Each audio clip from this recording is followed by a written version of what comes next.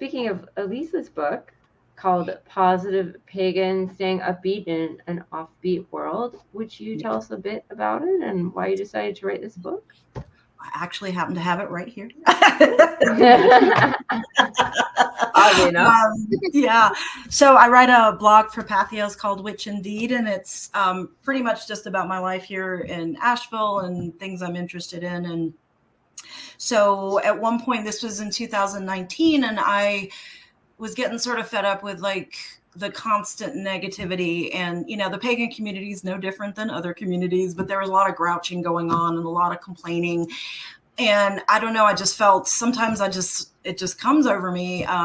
I think it's Bridget that sort of guides me. And I wrote this blog called Being a Positive Pagan in a Dark World. And I must have hit some nerve because to this day, it is the blog that I have the most responses to. And I think it's because being positive is sort of seen as a negative thing.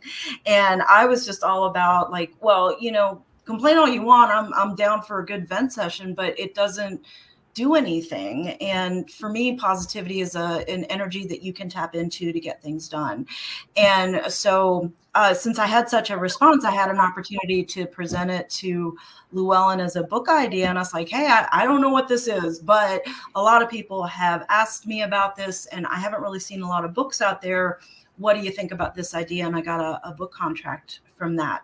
And it was a very interesting process. I've never written an entire book before. You know, it was really important to me to have my voice in that book because, you know, they wanted to follow a format, which I completely understand, but I wanted it to be my voice. So, you know, in a way, this book is me in book form. So you're sitting with me over a cup of coffee or tea or whatever, and I'm helping you sort of tap into that positivity, because I think what's important is to acknowledge how hard life is. And I've had like some incredibly hard challenges in my life, but there was always something in me that I talk about. I call it like an ember, and I sort of just tapped into it in order to move forward and get things done or achieve things or move through the darkness. And then the funny thing was, as I was editing the book, like for the final round, I have seasonal affective disorder, and it was winter, and I just completely just shut down. And I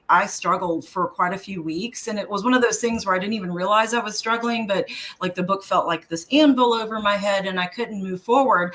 And then one day I'm like, Lisa, you wrote a whole book on this subject. Why don't you just tap into it? And I did. And it was like, because to me, action is so important. And so you do one action and you feel a little bit better, and then you could do another one, and then you could do another one. And then pretty soon, you know, you're getting some stuff done, and that editing needed to get done, and it moved me through it. So I can genuinely say I've done everything in this book. These are all things I've done through my lifetime that have sort of just moved me through some really dark times and some challenging times. And so far, yeah, everybody's been telling me, it's like, even people that don't know me, it's like, I feel like I'm sitting with you and you're telling me, you know, we're talking over coffee. And I was like, great, because that's what I wanted. So I'm really glad it turned out that way. Yeah, that's awesome. Congratulations. Thank you. Yeah, we have a book launch party at Of Wand and Earth. I don't know when this will air, but it'll be on Saturday, June 18th from 3 to 5. And I'm making up a basket of some positive pagan items, and people that attend can enter a drawing for it. And, you know, we're just going to have fun and just celebrate the book. And then hopefully I'll be doing some workshops in between, like promoting it this summer. So unfortunately, we'll air after that. Okay. But it doesn't mean people should go out and check out the book. Yeah, we have the books in the shop. So you do. Well, Pascha, tell us your reaction of the book, because it was so sweet, because she hadn't seen it before it arrived to her in book form. So, well, first of all, I loved the book. I loved the way it looked.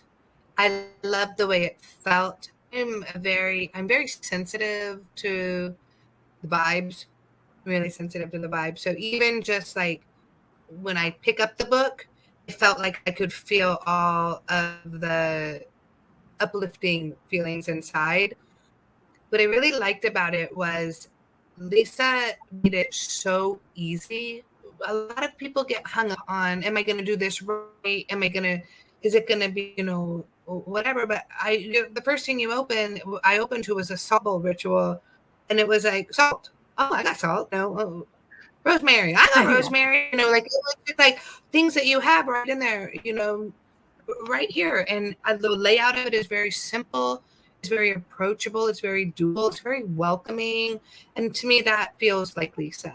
It's just practical, but it's powerful. I always taught my kids like that you create a magical world just by being. Like, you don't have to sit there and do a lot. You create it by what you put out into the world. And it's all around you.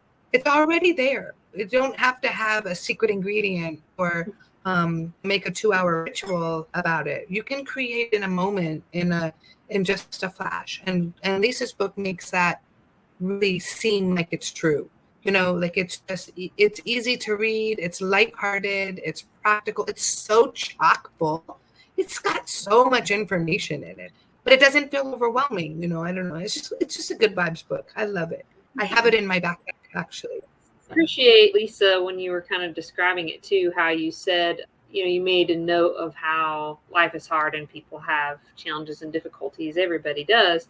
I think it seems like sometimes where the whole positivity is really negative kind of trend maybe came about is because there's like toxic positivity in the sense of people are like almost in denial or afraid to address and acknowledge those challenges and things that arise because they think it's gonna be, you know, antithesis to the positivity. It sounds like from what you were saying, you're kind of understanding like that approach is missing a lot of the puzzle pieces. To be legitimately positive as a force that you're working with and that will raise vibrations and so forth, you have to kind of work your way through that dark because you're going to be stronger coming out the other side.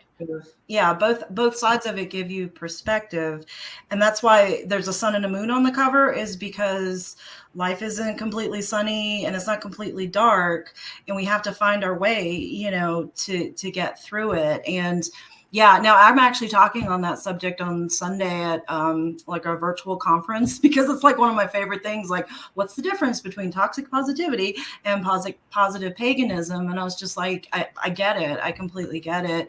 But in my own life, like I said, I mean, face some horrific stuff.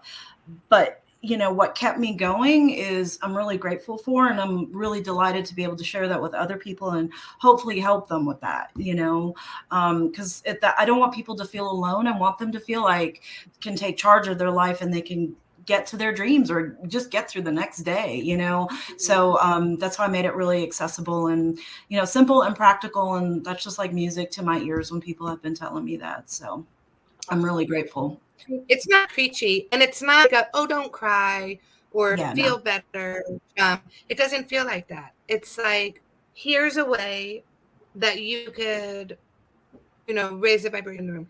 Here's a way that you can, if that's like that you can even like hold space for yourself while processing through something challenging. You know, here's a way that you can put this out, you know, be a beacon for others. Like it's just really, it just feels so genuine. And I think that's what I really appreciate about it a lot. I think that's, you know, why maybe people try to sort of avoid going through some of I guess some of their shadow work or something, because, you know, it's like it's scary. You don't know how to navigate it. And yeah, I don't shy away from it in the book. I mean, I talk about shadow work and, you know, depression and moving through things and days where you just can't get out of bed, you know, just doing one simple thing and turning the mundane into something magical. It can change, you know, it could keep you moving forward. And I just think that's really important. So, yeah, I think especially right now. Yeah, sounds like it's definitely a very prescient book. Yeah, I know, good timing, but yeah.